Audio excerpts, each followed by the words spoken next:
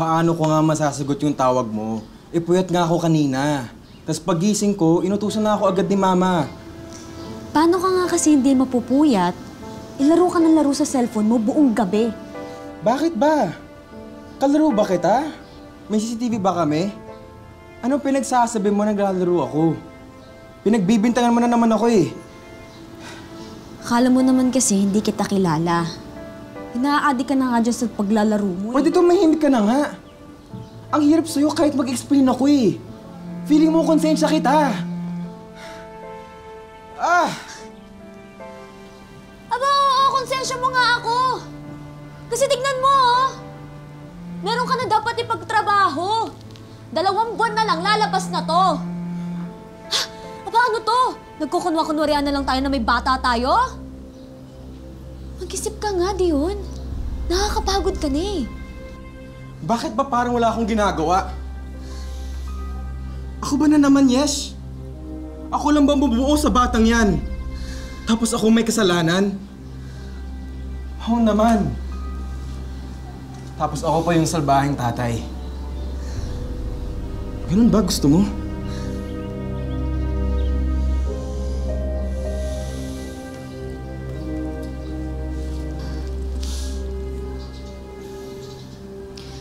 Ang gusto ko lang naman patunayan sa mama at papa ko na kaya mo eh.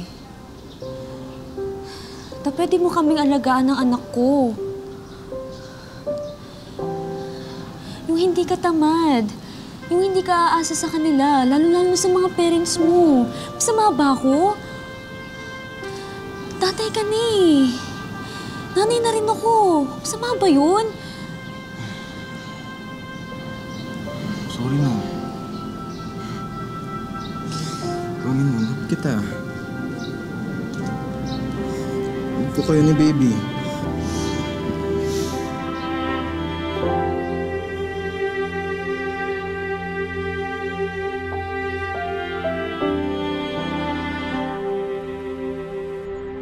Pero Doc, hindi ko naman naranasan yan nung pinanganak ko si Yesha. Iba stand down. Galaw-galaw lang para hindi masyadong mahirap ang pag-ire. Mawawala din yung malas mo sa paa. Medyo fluid retention lang yan. May masakit pa ba? Yesha. Yesha, tinatanong ka ni Doc. Sorry po, Dok. Tinatawag ako po kasi si Dion. Pasensya na po. Ano po ulit yun, Dok? Kung may sumasakit pa sa paa mo, dala lang yan ng pagbubuntis mo. Mabigat na kasi yung tiyan mo. Okay na po yun, Dok. Wala naman po. Okay naman po ako. Thank you.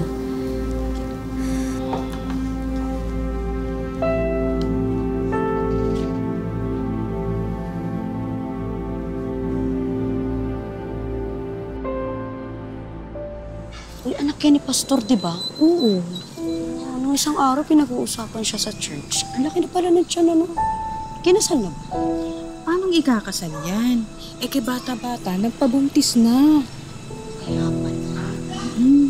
Pinag-uusapan. Kaya nga eh. Kawawa naman si Pastor. Walang galang na po. Tama naman po kayo na bata pa lang po ako, lumandi na at nagpabuntis na ako. Kasiraan nga naman po ako sa tatay kong pastor. Kahihiyan nga naman po ako sa pamilya namin. Meron pa po ba? Nakakahiya po kasi sa inyo eh. Ang linis niyo po.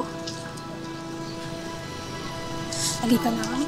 Isa nga tayo. Doon na nga tayo magtay na tricycle. Ikaw eh.